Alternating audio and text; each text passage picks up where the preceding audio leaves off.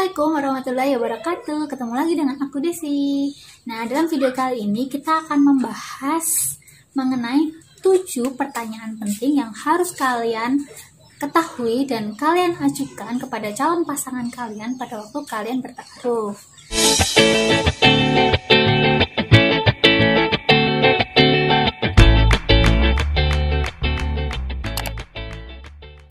Nah, pengalaman saya tidak hanya 7 sebenarnya, tapi banyak sesuai dengan apa yang ingin kita ketahui terhadap calon pasangan kita, dan itu bebas ya. Tapi di sini ada 7 hal yang sangat-sangat penting sekali dan tidak boleh kalian lewatkan atau tidak kalian tanyakan pada waktu taruh. Nah, pengalaman saya, meskipun dulu saya sudah memikirkan pertanyaan apa saja, menuliskan bahkan, tapi ternyata ada suatu kondisi pada waktu taruh ternyata speechless, tidak bisa ngomong apa-apa. Nah, jangan sampai ya kalian grogi saat kalian bertemu langsung dengan calon pasanganmu atau calon suami atau istrimu kelak kayak gitu. Nah, yang pertama, apa sih pertanyaan yang sangat penting buat kita tanyakan, yaitu tanyakan segala hal tentang kepribadiannya. Jangan sampai hal sedetail ataupun sepenting ini kalian lupa.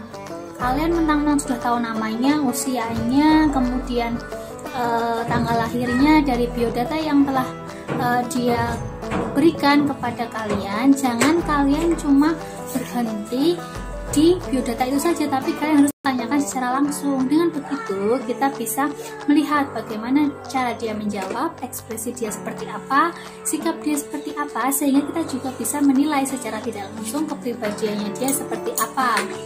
Nah, kalian juga bisa tanyakan hobinya, terus bagaimana dia kesehariannya, caranya dia menyikapi sesuatu. Semua hal itu nanti akan menjadi bekalmu untuk mempertimbangkan selanjutnya taruh itu akan berlanjut atau tidak. Jadi, kalian harus tahu detail nih, kan calon pasanganmu itu nanti akan menemanimu sepanjang hidupmu. Jangan sampai hal-hal tentang kepribadiannya kalian lupa untuk menanyakannya. Kalau misalnya kalian grogi ataupun kalian speechless, nah kalian bisa meminta bantuan perantaramu kayak gitu. Jadi tidak hanya kita saja yang bertanya, tapi juga perantara kita juga boleh untuk membantu dalam hal menanyakan itu kepada calonmu. Seperti itu ya. Jadi harus ingat, tanya, gali detail segala sikap kepribadian kesehariannya seperti apa, dia sehari-hari seperti apa, aktivitas hariannya seperti apa, dari dia bangun tidur sampai dia tidur lagi seperti apa. Itu harus kalian tanyakan. Itu. Kemudian yang kedua adalah tanyakan sejauh mana kesiapannya untuk pernikahan. Jadi tidak banyak loh yang melakukan ta'aruf tapi ternyata hanya coba-coba, seperti dalam video saya yang sebelum-sebelumnya. Jadi cuma niat penjajakan saja. Kalian harus tanyakan secara langsung, mumpung ketemu, mumpung nazar. Kan tidak setiap hari kita ketemu dengan calon kita, ketemunya hanya saat nazar bersama perantara yang kita pilih gitu. Jadi tanyakan kesiapannya, apakah dia siap, apakah dia sudah mendapatkan izin dari orang tua, dari keluarganya, apakah mungkin dia punya kakak yang belum menikah atau seperti apa. Nah, kesiapannya dia seperti apa kalian harus tanyakan. Jangan sampai kalian menanyakan banyak pertanyaan tapi pertanyaan kesiapan kalian tidak tanyakan. Di sini kalian harus benar-benar tanyakan kesiapannya, jangan sampai dia cuma spontanitas untuk ingin menikah saja tanpa persiapan. Itu nanti akan menentukan bagaimana kedepannya menjalani hari-hari bersamamu. Seperti itu ya. Kemudian yang ketiga adalah tanyakan apa yang ingin dia lakukan setelah menikah. Nah, tanyakan pasca menikah tuh dia mau ngapain aja, karena kan masa single dan juga masa sudah menikah itu berbeda. Misalnya masa single dia kalau sehari-hari aktivitasnya seperti ini, seperti ini, seperti ini. Nah, setelah menikah, punya suami atau punya istri, punya pasangan hidup, apa yang akan dilakukannya? Visi misinya apa? Kemudian rencananya tinggal di mana? Finansial, nah ini penting sekali ya, keuangannya nanti seperti apa, pengaturannya seperti apa, apakah semua gaji diserahkan pada istri ataupun pengelolaannya bersama atau seperti apa, itu harus ditanyakan detail. Karena itu menjadi pertimbangan kita nanti akan hidup bersama siapa dan bagaimana dia mengatur rumah tangga gitu ya. Kemudian yang selanjutnya yaitu tanyakan bagaimana pandangannya terhadap sebuah keluarga. Karena menikah tidak hanya menyatukan dua insan, yaitu menyatukan dua keluarga, maka pandangannya dia terhadap keluarga itu seperti apa? Keluarga yang mau dibentuk dia seperti apa? Itu harus ditanyakan, gitu ya. Jangan sampai dia tidak tahu dia mau membentuk keluarga seperti apa sih dengan kita nanti.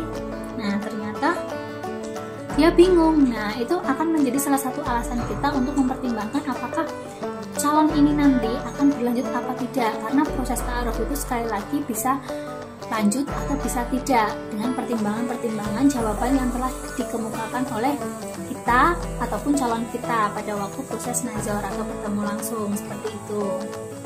Nah, yang kelima yaitu tanyakan bagaimana pendapat orang tuanya. Seperti tadi ya, jadi dia udah izin belum sih kepada orang tuanya.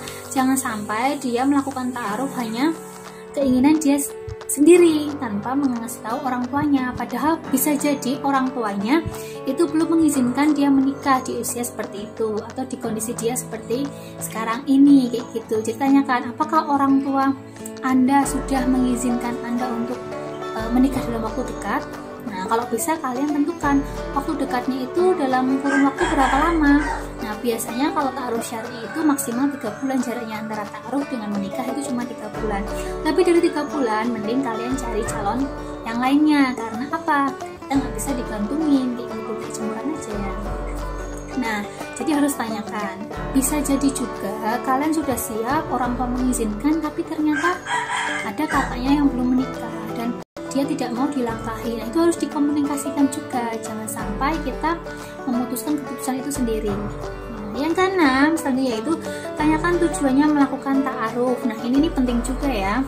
Jadi dia sebenarnya melakukan ta'aruf ini tujuannya untuk apa? Untuk menikah atau untuk coba-coba saja? Nah, dari perjawaban itu nanti kalian akan tahu niatnya itu bagus atau enggak sih. Kalau misalnya dia niat ta'aruf untuk menikah, berarti kalau misalnya dikasih waktu 3 bulan untuk proses sampai menikah, itu dia tidak masalah karena dia sudah mempersiapkan, sudah izin keluarga, sudah memantapkan hati untuk menikah dalam waktu yang dekat. Tapi kalau niat dia cuma ingin mengenal kita lebih dekat, kemudian dia meminta waktu 1 tahun, 2 tahun, bahkan bertahun-tahun ataupun tidak ada waktu yang dia tentukan, maka dia tujuan ta'aruf bukan untuk menikah. Nah, hati-hati di sini. Kalian harus tahu, tanyakan secara langsung bagaimana dia menjawab. Kalau timbul keraguan-raguan, nah itu perlu dipertimbangkan lagi. Dan yang terakhir, yang ketujuh adalah tanyakan apa yang membuatnya menjalani ataupun tertarik dengan ta'aruf.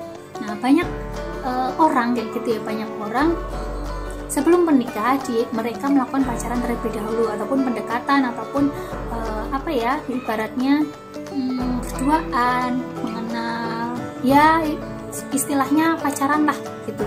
Tapi ternyata calon kita ini memutuskan untuk proses ta'aruf. Kenapa sih? Apa sih yang membuat dia tertarik? Kenapa harus ta'aruf? Padahal kata orang ta'aruf itu seperti membeli kucing dalam karung. Jadi kita tidak tahu luar dalamnya. Kenapa kalau dia memutuskan untuk ta'aruf? Nah, dari jawaban tersebut kita akan tahu. Kalau misalnya jawabannya dia baik, itu akan membuat segala prosesnya dari ta'aruf sampai nanti menuju pernikahan itu akan lancar. Jadi teman-teman, kalau misalnya mau ta'aruf, 7 pertanyaan penting tadi harus kalian tanyakan, jangan sampai tidak.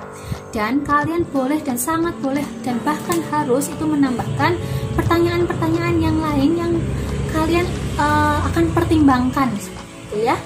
Jadi basic keluarganya juga kalian tanyakan. Mumpung ketemu, mumpung nazar, jadi harus kalian kupas secara tuntas. Nah, seperti itu ya. Untuk bahasan kali ini, pertanyaan-pertanyaan yang harus kalian tanyakan pada waktu ta'aruf.